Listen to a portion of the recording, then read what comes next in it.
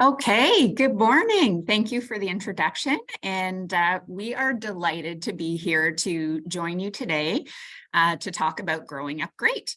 We're joining you from Ottawa, where the skies are pretty smoky today, and I'm sure for many others of you, the same thing. So we're hoping that gets cleared up soon. It's pretty crazy. We are going to be talking about sort of the foundations of what makes a social emotional learning environment possible. Just to let you know, in terms of questions, if you have questions while we're going through, feel free to pop them in the chat. We just have one computer set up here because we were experiencing some difficulties with some feedback. And so what we're going to do is if you pop them in the chat, at the end of the presentation, we'll go back and we'll take a look and we'll go through some of the questions. The only exception to that is if you do have a question, if you don't understand something we're talking about, or if you'd like to know, if you'd like us to clarify something, please feel free to just interrupt us, raise your hand and you can ask us, because chances are good if you have a question, somebody else does as well, and we might not be explaining it clearly enough. So feel free to interrupt us in that case. That would be absolutely great if you do that. And we're going to get started. So,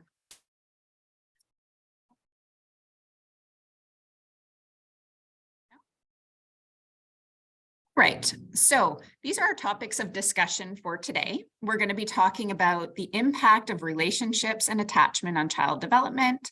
And then we'll do a little intro to social and emotional learning.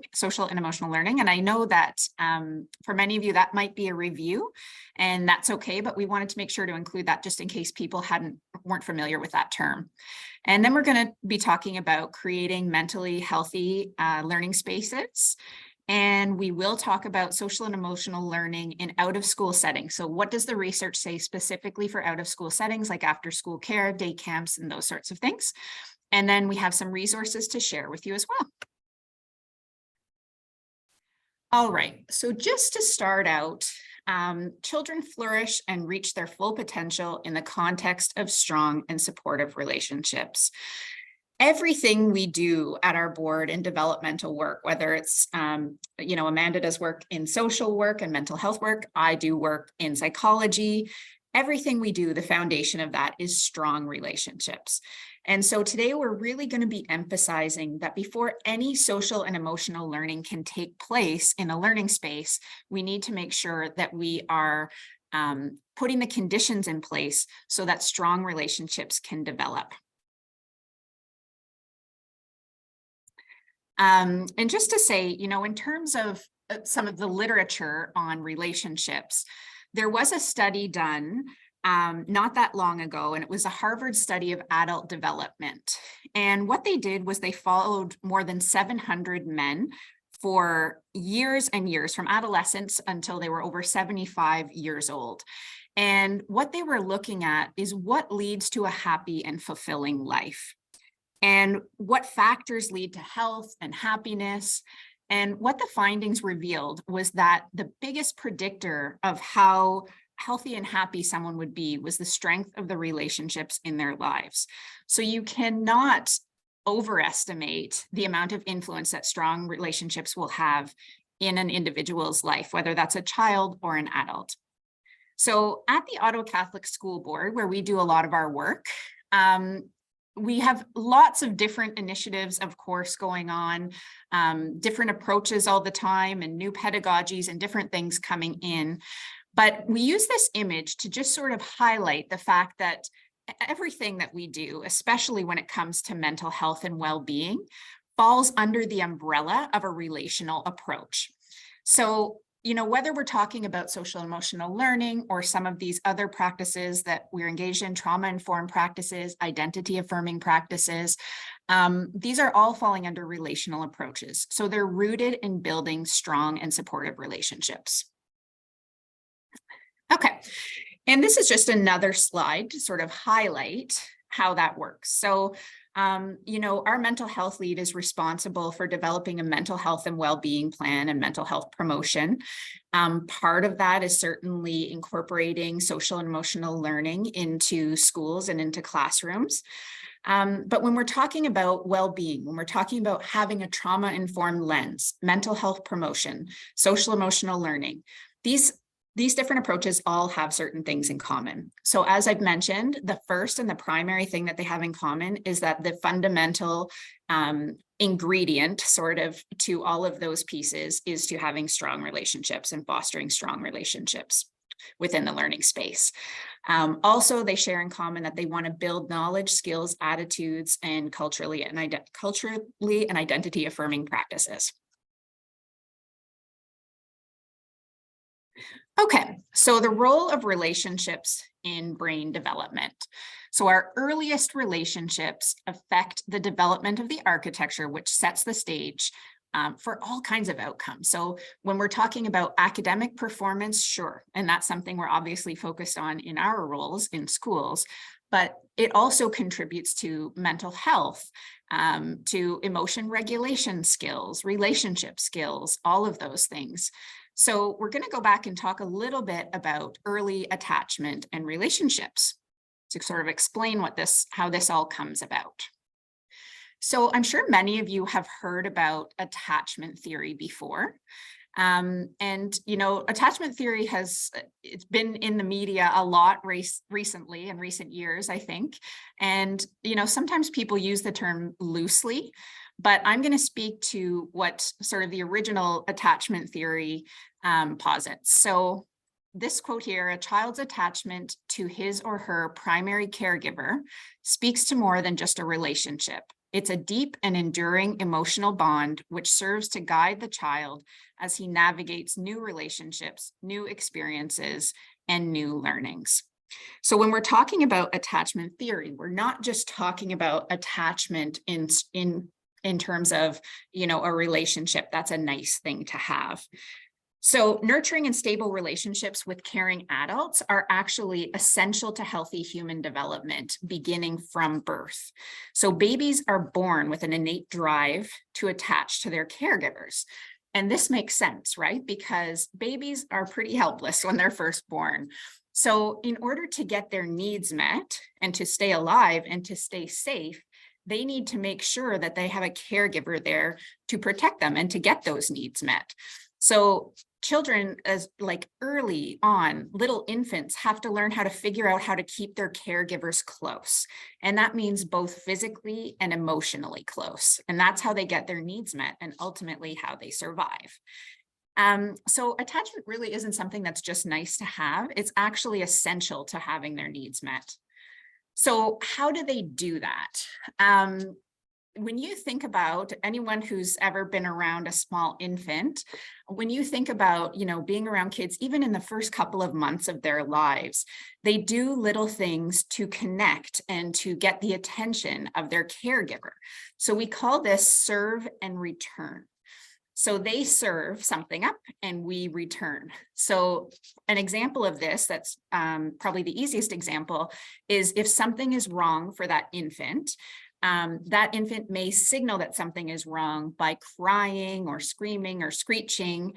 And then the caregiver, what does the caregiver do in that instant? The caregiver turns their attention to the infant and tries to figure out what does that infant need in that moment and get their needs met. So you might say, oh, maybe she's hungry, or, maybe he needs a diaper change or something like that. But what's happening is that the infant is giving us a cue and we are responding to that cue, and then they are getting their needs met. This is called serve and return. So serve and return is really important because the infant begins to learn that when I do this, somebody will respond to me and I'll have my needs met. Okay.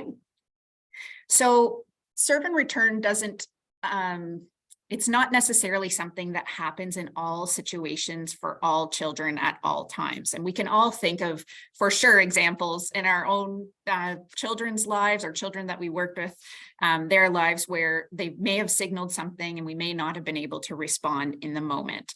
And it's not that you have to be responsive every single time, but what's important is that you build a pattern with the child to show them that when you need your needs met, I will respond and meet your needs. needs. So it's not just about having any experiences or interactions with the child, it's about the quality and characteristics of those interactions. So when adults are reliable and consistent and responsive and just generally there for children when they're needed, that child develops what we call a secure base. So that means that the child feels safe with that adult. They know that if they need something in the moment, then that adult is going to respond and help them out. They can count on that. That's when they have that secure base, we call that a secure attachment. And if anyone has any questions about that, please feel free to raise your hand and ask. Okay, so children can actually develop different styles of attachment. So secure attachment is certainly one sort. And we don't have time today to talk about all the different kinds of attachment patterns that kids can develop, but you can probably imagine that in certain circumstances, if children have not been able to rely on early caregivers, and I'm not just going to say parents, because it's not always just parents, it can be, any caregivers who are with them. In situations where they can't rely on that, they can develop different types of attachment expectations, right? So right now, what I'm going to talk about is internal working models. So when they have a secure base to rely on, they can build a secure attachment. And that secure attachment allows them to go out and explore their world and have new experiences and learn with the safety of knowing, okay, if something goes wrong, I have someone here who will help me. So think about, at the playground, a child who wants to go on the play structure and might be nervous to be away from mom or dad, but, they might also say, okay, if mom or dad's right on the edge, I can go and explore. And if something goes wrong, I can always come back, right? A child who doesn't have that secure base or secure attachment may not be able to do that. They may not feel safe to get out there and explore their world. So, the different types of experiences that they have form what we call their internal working model. So basically what that is, we all have that. It's our ideas and beliefs about the world based on our early experiences. So it's sort of like a blueprint for your brain about what you can expect in the world. So this is how they make generalizations about, how life goes, how people will treat them, how they interact with people. And this is how they learn early on what relationships are like. So for internal working models, this is when they're starting to figure out like these questions that I have up here. So am I lovable? Am I good? Am I desirable? How safe and secure is my world? How likely am I to receive comfort when I'm distressed? What's the most effective way to get my needs met by others? So these are all questions that they're looking to find the answers from, and they find those answers through their early interactions with caregivers. So one thing I really want to highlight here is that we have a really unique opportunity as sort of caregivers who come into a child's life, potentially not really early on. But sometimes in daycare settings, it might be really early on, but also in schools, in after school settings, in community settings, we have this really unique opportunity. Because even if a child's brain is wired early on to tell them that they can't trust adults to respond to their needs, or if they're wired to think, like the world is unsafe and I can't go out and explore and have new experiences for myself. What we know from research now is that the brain is very good at rewiring itself. So we have this very unique opportunity to come in and to provide experiences that can actually rewire the child's brain and alter their internal working models. So, one thing I always think about is, when we're seeing a child's behavior when they come in, sometimes we don't know what they're bringing with them in terms of their early years and development. So we don't know what their internal working models are like. But we can all tell you about the behaviors that we see, the little one who gets angry and feisty and fights right away when something doesn't go their way or when you tell them no. And, you know, it's important to understand that maybe part of the reason that student is doing that is because of the way their internal working models were formed early on. Maybe they've learned that I don't know how to get my needs met, and I'm just going to be as loud as I can to get those needs met. Or maybe they're really shy and they don't know how to get their needs met, and they're just thinking like, I'm just scared, I'm paralyzed with fear, I don't know what to do, and my voice is too small, I can't make a difference, or, you know, something like that. So it's really important to understand these underlying attachments. It's really important to understand too, I mean, I'm a parent, trust me, I make mistakes all the time when it comes to, you know, different aspects of parenting. And it's so nice to know as a parent that any mistakes that are made, or any patterns that are developed that we would not want to be developed, we can change and the brain can rewire itself. And so this is, you know, a hopeful sort of message. Okay, so making sure each child is known. So how do we know? Now we understand, okay, and I think everyone here likely knew this for sure before they came in, because once you work with children and youth, you know how important the strength of the relationship is. It doesn't matter how good the program is that you're delivering in any particular area, if you don't have a strong relationship with the students, the programming is not going to be nearly as effective.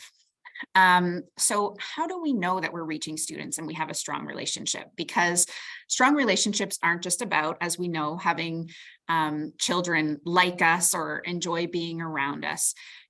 It's that, you know, the children feel safe. They feel that they can take risks with you. They feel that you will respond to their needs when you need them. They feel that you're open to speaking to them when they have something they need to say. They feel that their voice is important and that they belong where they are. So I'm going to, whoopsies. I don't know how we ended up with that image on the screen there. I'm going to try and play a video for you that's making sure each child is known. So let me just see. This is an activity that can be used in the high schools. It can be used in elementary schools. It can be used in aftercare school settings, daycares, day camps, anywhere where you are meeting regularly with students. In after school settings, it may be even more important to use practices like this because you may have kids that are coming and going more often, and also staff who are coming and going more often.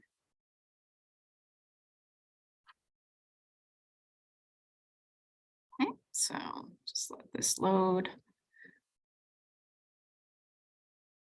Every student walks through the door wanting to feel valued. Every child deserves to have these students to feel connected to a teacher in our building. And that's our goal. It's just a matter of how do we measure this?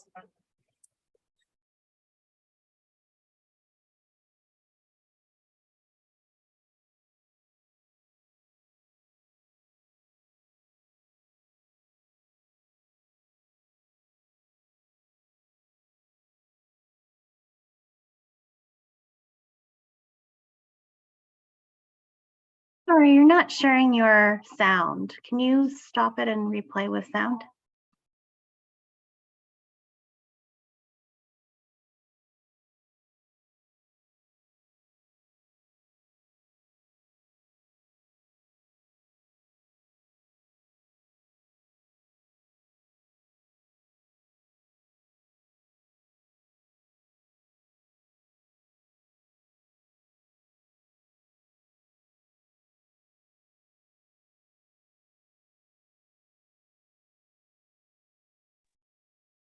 Okay, sorry about that.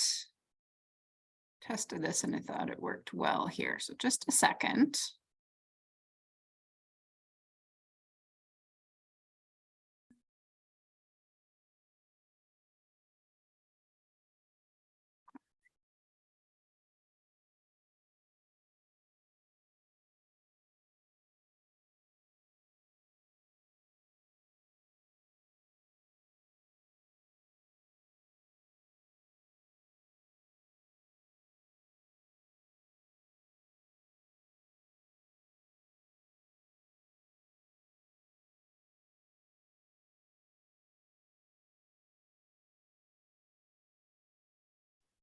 Okay, we're going to get that sorted out. In the meantime, I'm just going to comment sort of on the video about what it's about. So this is a wonderful video that talks about how can you tell which students the staff in the building are connected to or have a relationship with. So one of the best ways to be able to make that determination, this is an activity where in this school, they write all the students' names down on the walls. And then what they do is have every staff member go by and make a check mark. Do you know the child's name? Do you know anything about them, like a personal detail about them? So there's certain questions that they ask, and every staff member goes to every child and puts a check mark where they can put a check mark. And then what they look at is who are the children who have the least number of connections to staff.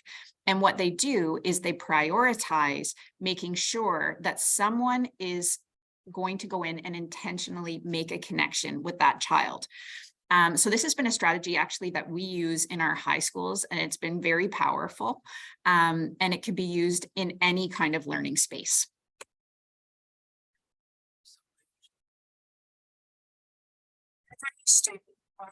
Oh. When we share, it's supposed to say share with sound. There's a box at the bottom. Oh.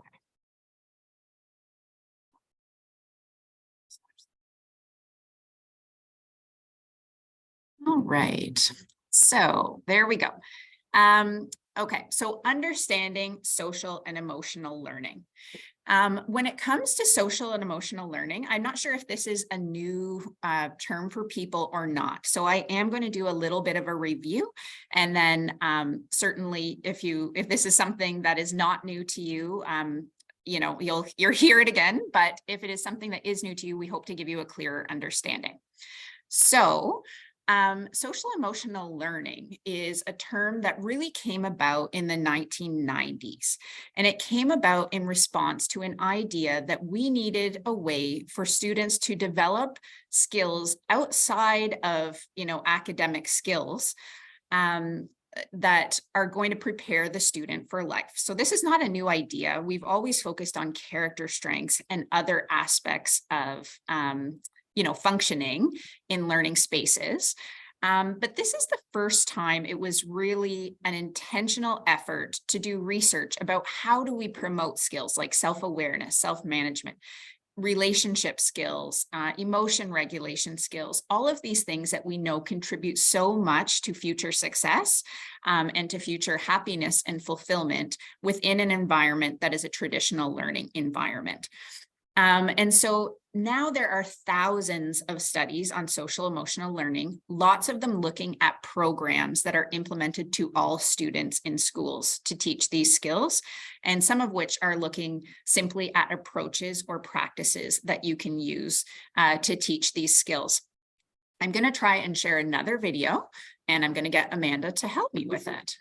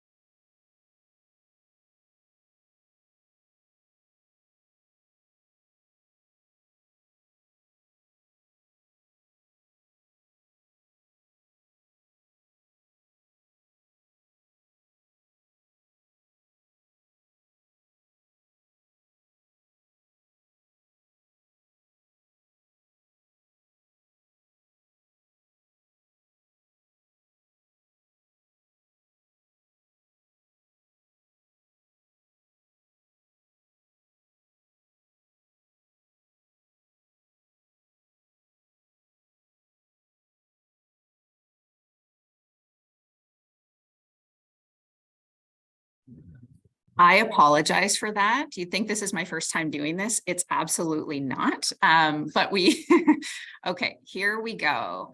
So let's see if this works.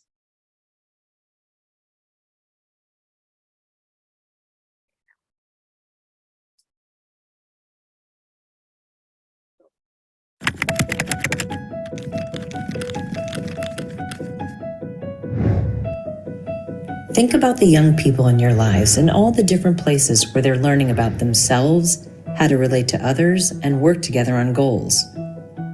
How can we intentionally create learning experiences that will help all young people develop and maintain positive relationships, become lifelong learners, and contribute to a more caring, just world?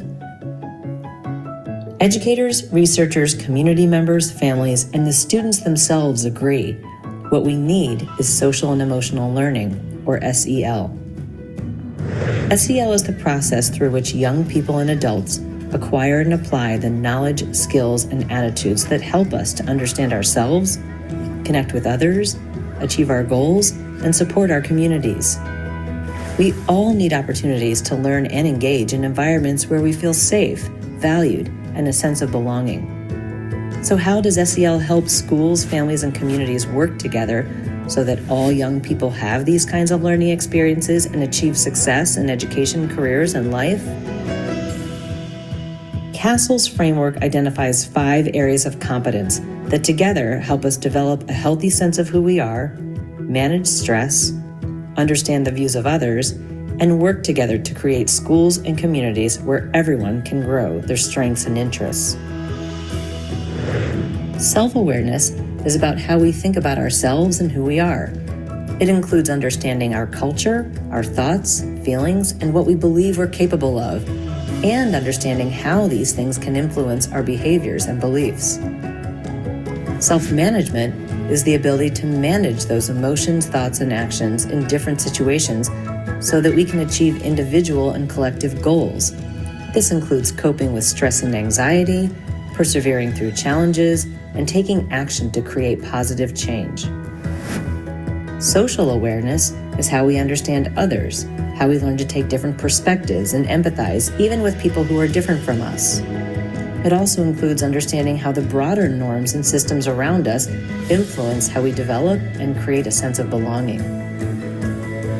Relationship skills are how we connect and engage effectively with others, and how we form lasting friendships and connections.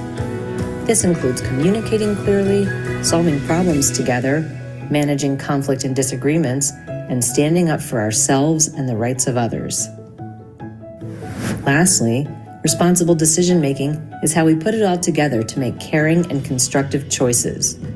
This includes thinking critically about consequences, analyzing the impact of our actions on ourselves and others, and identifying solutions that support our collective well-being.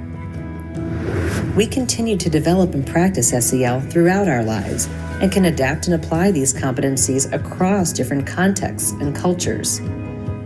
How we develop SEL is impacted by our environments, which is why we need to work together across classrooms, schools, families, and communities. In the classroom, students can be explicitly taught SEL skills and also can practice and apply SEL during core subjects, like discussing different perspectives in social studies and language arts, or collaboratively problem solving in science or math. SEL is most effective when supported by evidence-based programs and trusting relationships where students are treated as partners in their learning. Beyond the classroom, SEL can be intentionally promoted throughout the school experience, from the way they're greeted in the morning to how discipline practices are carried out and how adults themselves develop and model positive relationships and the SEL competencies. Outside of school, families and caregivers provide the earliest and ongoing learning and interactions for their children, so it's important that schools listen to and authentically partner with families to help shape SEL priorities and strategies for supporting their children.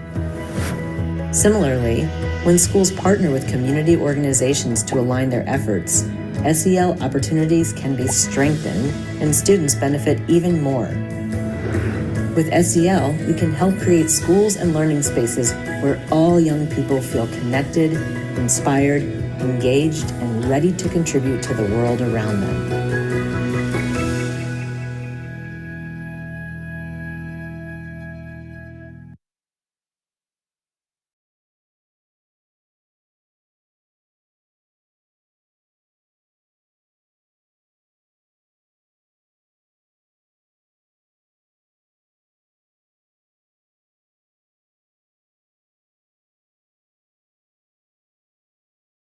Okay, so you'll notice when they spoke in that video, they talked about aligning supports and services.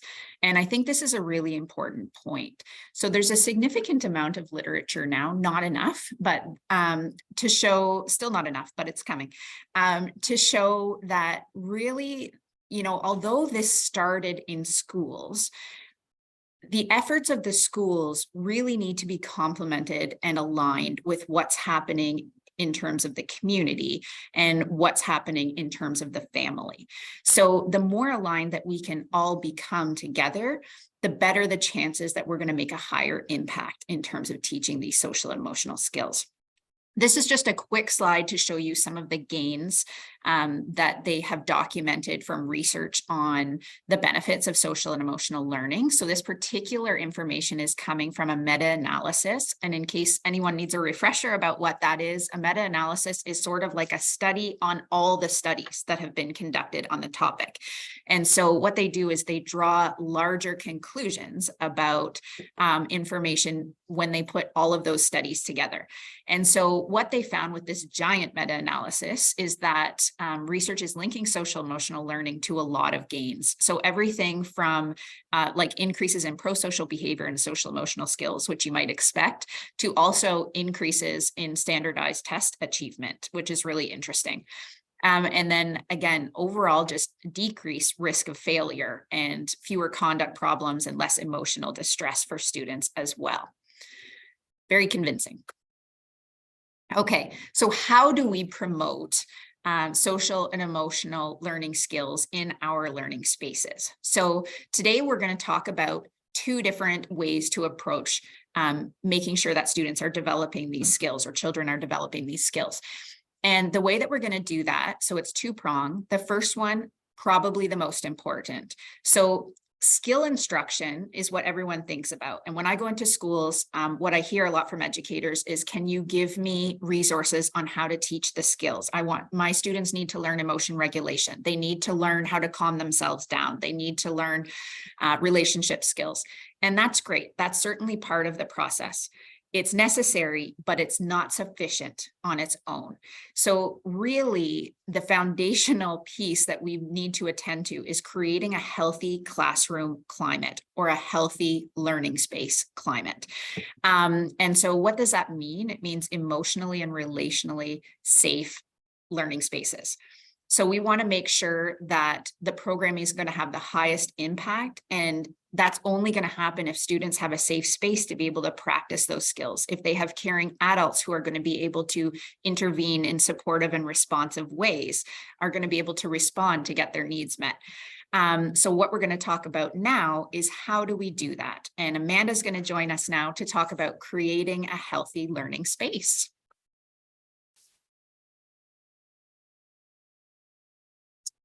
Hello, everyone. It's so nice to be here.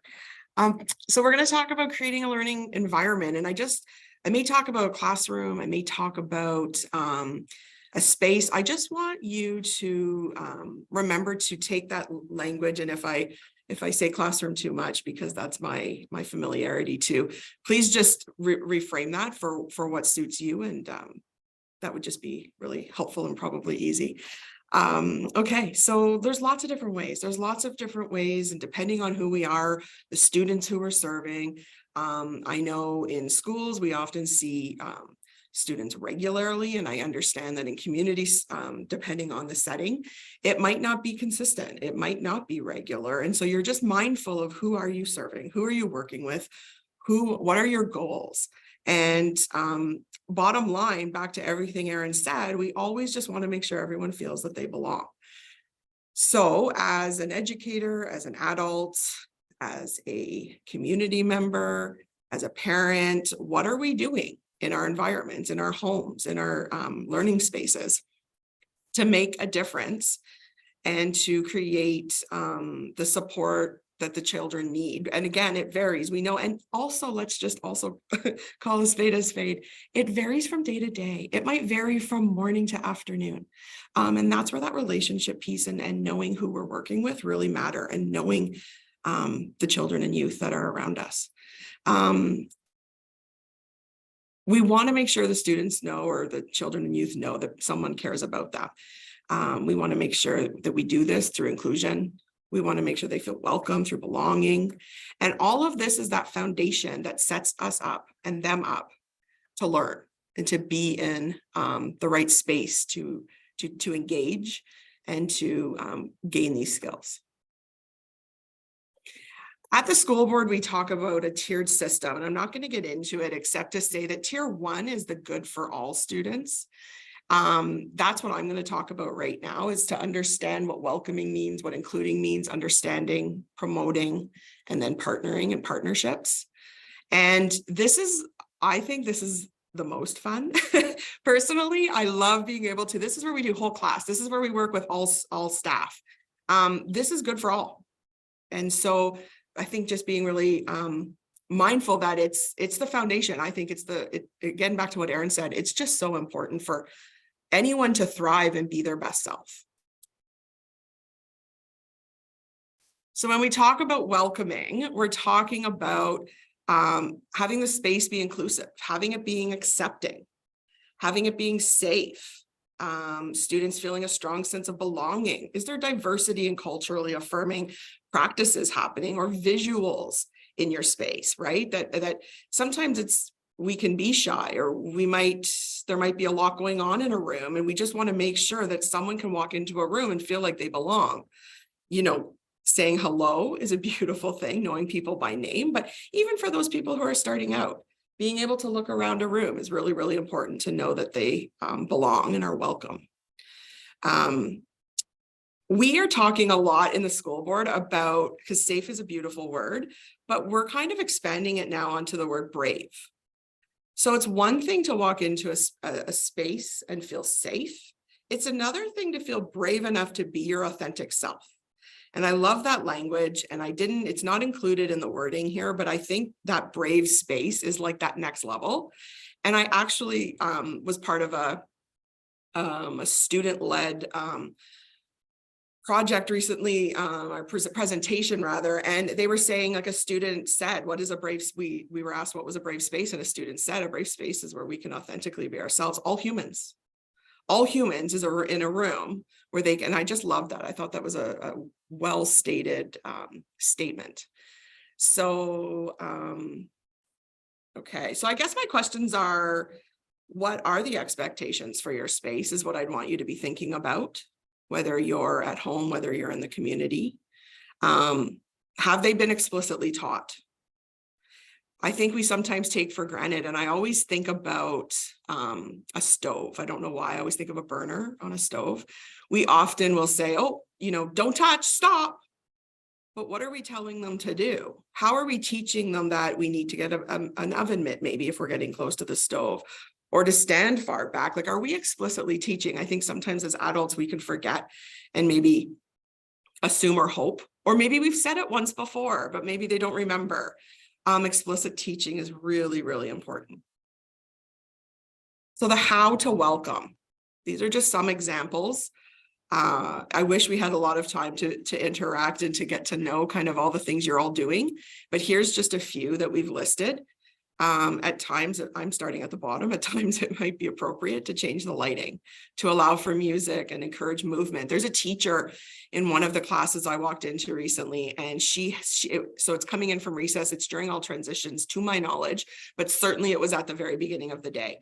And they have a quiet music, they have some soft music, they have a quiet visual, like a silent visual on with the music on the board, on the smart board.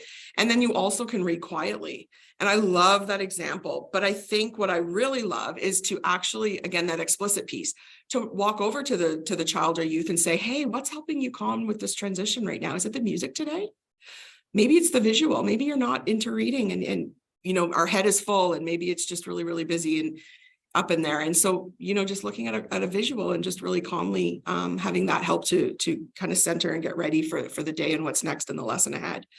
That's the explicit piece, helping students identify and recognize what's working. A smile can go a really long way. We might take it for granted, but if you're having a rough go that morning and something happened in Maybe the home was quiet, maybe the home was dysregulated, maybe school, for communities, depending if you're seeing them before school or after school. How was the school day? Did something happen? Maybe they just witnessed or were around something that affected them. Maybe it didn't even directly connect with them. But we all are impacted by everything that we absorb and see and hear in a day. So being mindful of that. Showing an interest in their activities outside of wherever we are. This says school, please consider whatever learning space you work in. Please consider if you're a parent here and what does that look like at school? What are you doing at school? Have you been part of any clubs or any groups, and asking those questions? That showing an interest goes a long way. Okay, I'm just looking to see if there's anything else. There's lots, obviously, that we could be talking about. Student engagement. What does it look like? So giving students a voice is a wonderful thing. And I just really want to highlight that after COVID, there's been about 3 years where I would argue many of us, but children and youth for sure, have not had a voice. And we've been told what to do. Often we're doing virtual spaces where they're not even showing their face. They're not engaging. Certainly in the school system, that's what it looked like. So just being mindful of that and trying to get their opinion and what do they need and what do they think matters right now, and how do they want to lead, and just allowing and fostering that creativity and that leadership really can go a long way. We want students to be eager to come to class and to participate, right? Again, that's the piece we didn't have virtually as much. So how does that look in your learning environment? How does that look after school? A long day of school? School's hard for a lot of kiddos. So how do you engage after that long day and they're waiting for parent pickup, or they're waiting to then go home, after whatever is happening in the community that they're signed up and where you're working? Those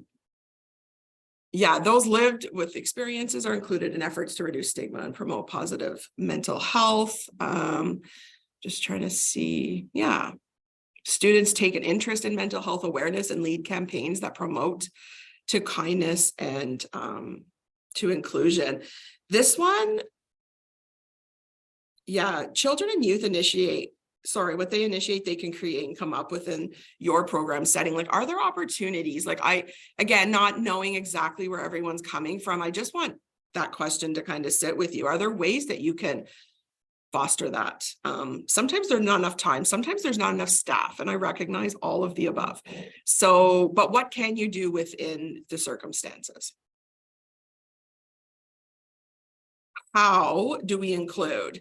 So how do we show the voice? I have 2 little examples. One, recently I went to an elementary school and there were grade 5 immersion students who had, I don't know exactly how it all came to be because I saw the end result, but they basically got all different ages of students in the school to come up with a drawing, and it was meant to be a coloring book in the end. And they would write names and they would write kinds of things. They bound it, they sold it. There was a homemade fidget tool connected, and it was a way to kind of raise money. What a beautiful way to empower and foster student voice, right? Or child and youth voice. That's elementary school. Then I think about a high school that I work at, and I was talking to one of the teachers, a civics and career grade 10 teacher, and he was telling me about this like kind of a businessy idea where they were looking to link it to mental health. And they were looking into t-shirts, and they were looking into like, we could sell these t-shirts, they would be so great. And they had all these ideas and sayings that they wanted people to have, wearing, and people might need to hear that day. Like, what a wonderful idea. In the end, it ended up being too expensive for whatever budget or whatever circumstance they were working within. And so I guess what I just want to say with that is that, we can foster their voice in their, even if it's leading or leads to a mistake or leads to an oops or leads to something that doesn't go to plan. That's how we support and we can teach to the social emotional learning. Things don't always go to plan. And how do we, when we fall, how do we get back up depending on how big that fall is? So I just want us to be mindful of that.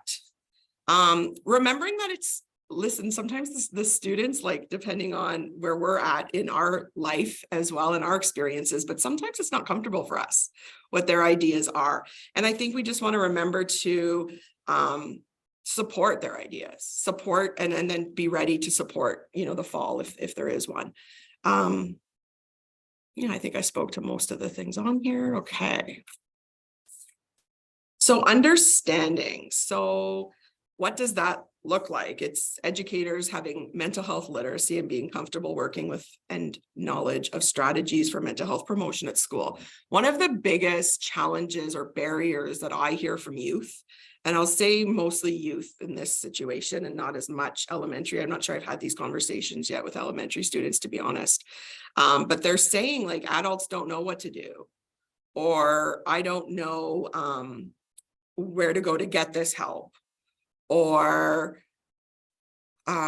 people don't say the right things, or they tried, or I didn't like what they said. So it's really, really important that we as adults working with children and youth understand and have a capacity within mental health literacy. Again, we can all be at a different place, but I think the bottom line is that we're comfortable to have conversations. Students are comfortable to come to us, to ask questions or to share feelings that maybe are really big and heavy.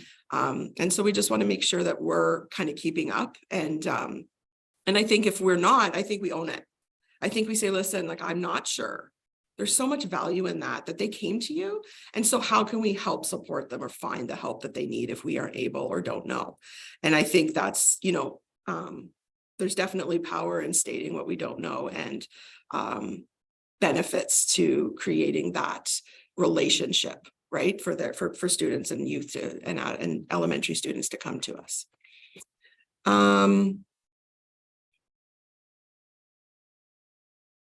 Okay, I think that's good for that. We're on to understand and how. So on here, I have some, obviously some resources that are specific to the school board. But what I want you to take from this is, what are resources that are important for you? For parents, is it a community, other community resources that you could be in the know of? Are there, for community members who are working, are there, what's within your program? What are resources that are available to help support you in and around mental health, and just being mindful of all of that? And could there be things around for staff to have quick access to, or links, or is that easily retrievable? Like, is it easy to get? Knowing our personal belief. That's really important. Knowing who we are, taking time to reflect on what our connections, what our experiences to mental health and well-being are, because it shapes how we respond. It shapes our reactions.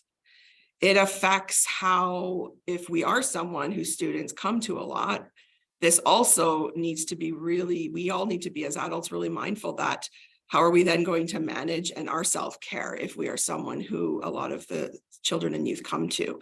So that's a really big bullet point, I think. Our brains are wired to see the negative or the weird or the odd in a scenario or a situation. I do a visual with high school students, and I ask them to take a look at the picture, and there's a whole bunch of stars on the picture, and there's one that's looking away. And then I come back to the slide and I say, what did you notice? And they say that one was looking away. Well, there was 12 stars. They were all the same color. They were all smiling. They all had two eyes. They were all the same shape, but one was looking the other way. Sometimes we don't remember to see what's happening and what else is going on around. And I just think to understand that our brains are wired for that is really important. And so how wonderful is it to kind of be told that there's a strength within us, right? Knowing your students, it says, and taking time to learn their unique stories and strengths. What a wonderful thing to be reminded of the things that we do excel and are good at, and while we are growing and learning. So promoting. So what does that promoting look like? In this particular situation, curriculum wouldn't be applicable per se, but teaching and learning. I feel like I read that already. Educators knowing their students and their class, their background, their strengths, their needs, their interests and worries, and building positive relationships individually with their students each day. This is where common language is really, really important. When we started with a cell team at OCSB back in 2015, one of the first things we did was we used the zones of regulation image. I don't know how many people are familiar with it. We did not use the program.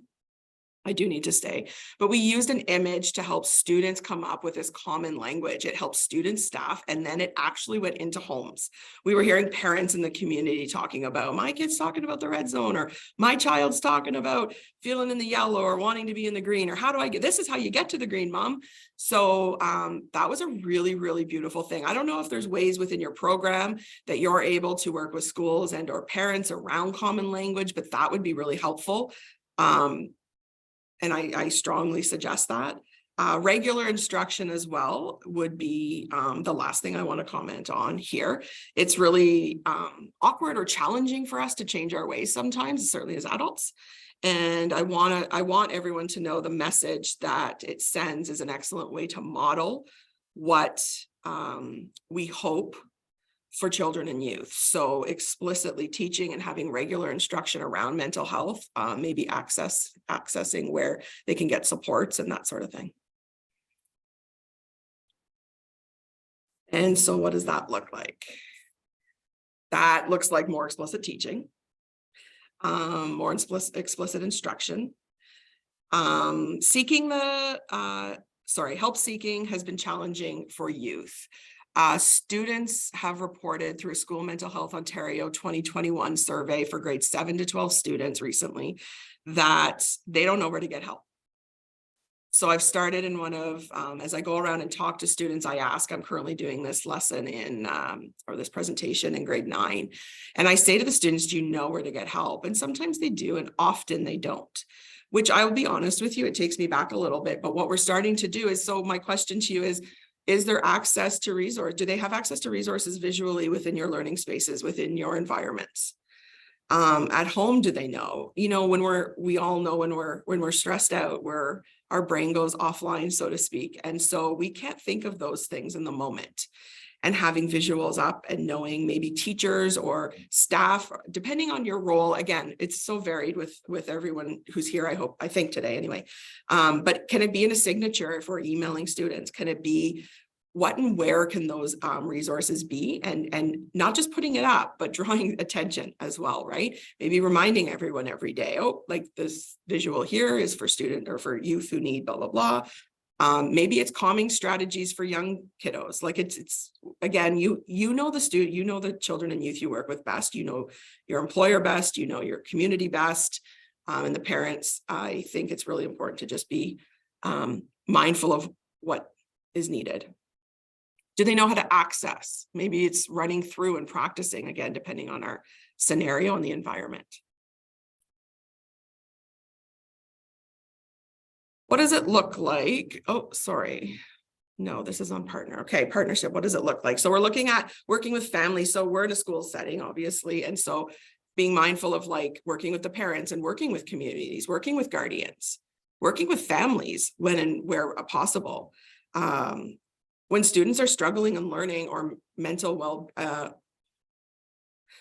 students are struggling with their learning or mental well-being, educators and families partner in developing a consistent classroom and home plan of support. This goes back to all the things we've talked about, right? The relationship, the common language. Is there some common language that could start to be happening? Not everyone knows, but hopefully someone within that team and that support system and circle around that youth or child would be able to kind of have ideas to give a starting point anyway.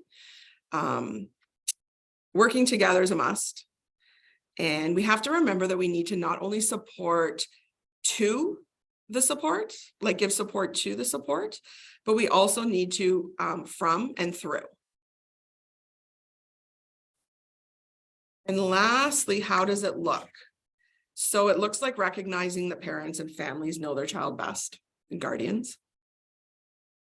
Including families to be part of a team. So welcoming them, this can look like conversations at drop off, at pickup. Maybe there's a parent night or a parent morning, depending on the time of day. Providing parents and families with information about what is being taught. Sometimes we can get caught up in the isolation of what we're doing and we forget to help translate. I know many people go home and families are busy in the evenings and there's lots going on. But if there's anything to kind of help keep them in the loop, it really does show the student that and the children and youth that we're all working together as a community. And lastly, I think sometimes, well, certainly in school, parents, and I don't know what this is like for all of your programs, but parents deserve to have a phone call about things that are going well, or because often we're calling when things, aren't going so well. So just being mindful that that's really, really helpful too. And, it's important for the students and the children and the youth that we're working with. I'm going to hand it back over to Erin. All right, thank you, Amanda. Okay, so just looking at the time here, we're going to talk a little bit about social emotional learning and out of school settings. And I just wanted to make sure to tie this in so that there's an understanding broadly of what the research has told us to date. Certainly, there's not enough research yet. We know that. A lot of the research is focused around social and emotional learning in schools. However, that is beginning to change, and there is still a fairly significant body of literature, but more research is needed. So what we know is that social and emotional learning continuity is key. So this is what we taught when we talked about aligning services. It is so important, particularly, and I'm not sure, I'm going to refer to after school settings because it's just the one I'm most familiar with, but a lot of our after school settings actually happen within the school.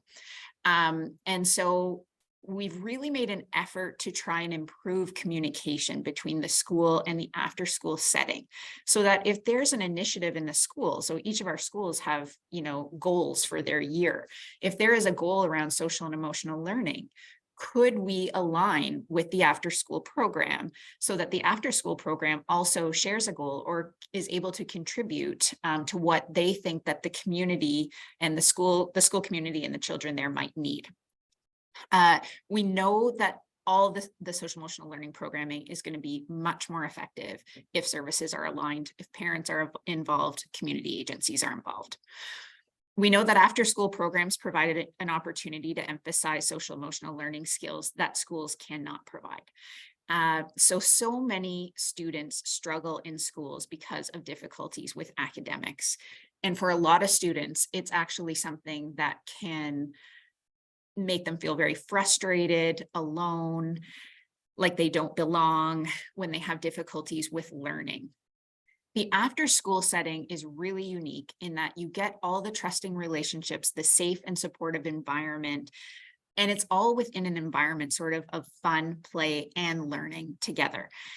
So it's a really unique opportunity to be able to emphasize the social emotional learning skills. It's really a key environment, and it's an environment where people who work in those settings have been prioritizing this for a very long time, maybe not referring to it as social emotional learning, but it's something that we have to recognize. It's a perfect place really to work on social emotional skills. And also like I commented, schools might not be the place where students feel the most safe. Really, what we're talking about here is just that different students are going to benefit from social emotional learning instructions in different kinds of environments. And we want to make sure that we're offering it in all environments so that everyone has an opportunity to pick up those skills. Also, some students require more practice than other students with the skills, and the more environments or spaces that they're exposed to that learning, the better the chances that they're going to be able to generalize those skills. And then finally, a really important point is that social emotional learning programs can counter effects of disadvantage. So again, there is research to support this. Students who come from economically disadvantaged backgrounds in particular, and families where potentially parents or family members are working multiple jobs, they may not be home as much, they spend more time with caregivers. Those students benefit in particular for social and emotional learning programs. So the impact is even larger for those students. And so it's something that's really important to keep in mind when we're talking about community programs. All right, and we're almost wrapping up here, but I wanted to show this video. So this is actually about what social and emotional skills in the after school space can look like.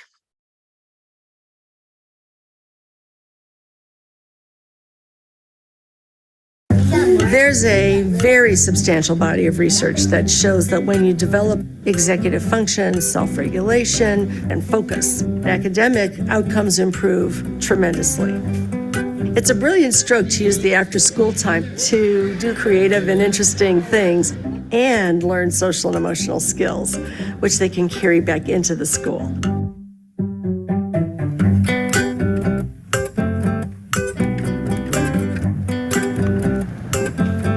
When Wings first started, we saw the after-school space as a real unique opportunity.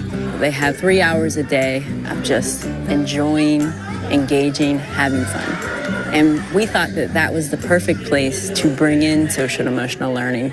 A lot of kids struggle in the classroom with challenges that get in their way that have nothing to do with cognitive ability. If they learn skills to control themselves, to focus, automatically they are beginning to develop academic skills at a faster rate because now they're actually focused and can sit still and can learn.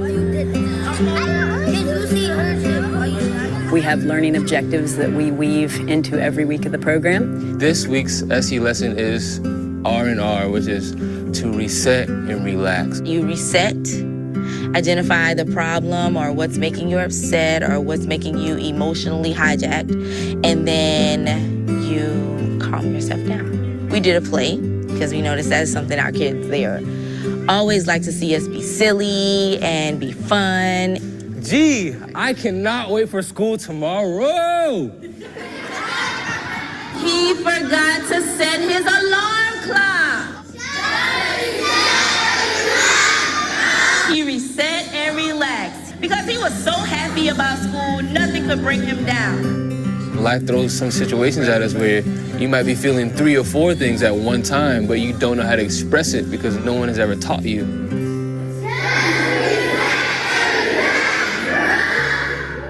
That's why I feel like this stuff is very important. We learn things that become habits by doing them over and over again and by having a way to know when we're going to use them. So these little mantras are giving kids opportunities to practice and reminding them this is the time to use that skill. Okay, so this is when we need to actually reset and relax, so we need to count to 10. Okay? 1. I feel like if you build a bond with these kids and they can tell that you're genuine and you're truly wanting to help them, that's when they'll start implementing and using these techniques and these things that we teach them. Mr. Hicks says that if I breathe in and out and take a few minutes to myself, I'm gonna feel better. So let me try it, you know? And they do it and it actually works and they start, you know, they believe you. So once they believe you and they you know, experience that it actually works, they start doing it more often.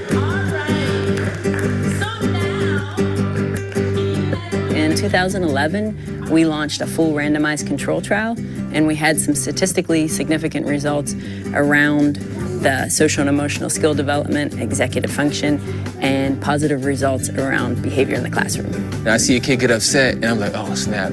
He's about to break, he's about to start yelling, and then I look over, and he's like, Mr. Hicks, do you mind if I go sit over here and just chill out for a second? And I'm like, whoa, what? Like, that just really happened? Am I dreaming, you know? It makes you feel really good, and it blows your mind.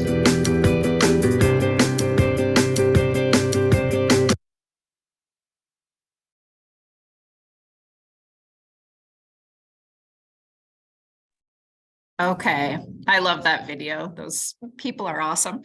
Yeah, so this is just highlighting, you know, some of the different approaches or techniques that you can take in an after-school space, for example, or an out-of-school space to continue to promote these skills. I think what this video also highlights is just the quality of the relationships that can develop between the adults in the building and the children. It's unique to that space, right? Okay, so I know we're wrapping up. And we wanted to provide you with some resources that you could leave with and use like tomorrow in your programs.